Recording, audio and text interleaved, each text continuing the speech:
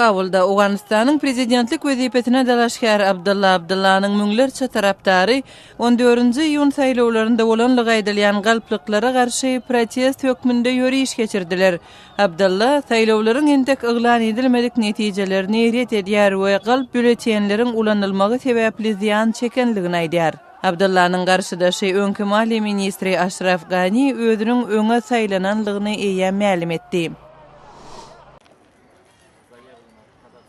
Ortiýetiň Tatarstan Respublikasynyň paýtagty Gazanda 2011-nji ýylda gark bolan Bulgariýa gemisiniň helakçyligi bilen bagly iş boýunça suud diňlenşigi geçirildi.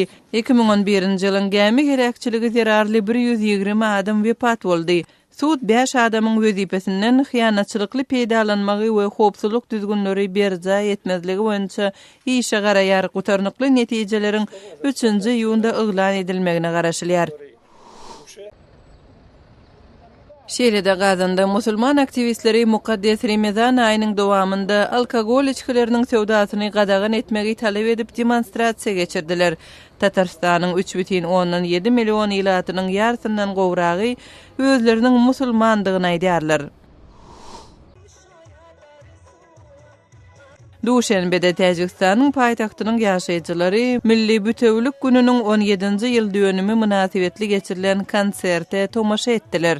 Bayramçylyk bilen 1997-nji ýylda hökümetiň we esasy islamçy toparlaryň koalisiýasynyň arasynda parahatçylyk urundaky ylalaşyga gol çekilmeginiň ýyl dönümi bellenýär.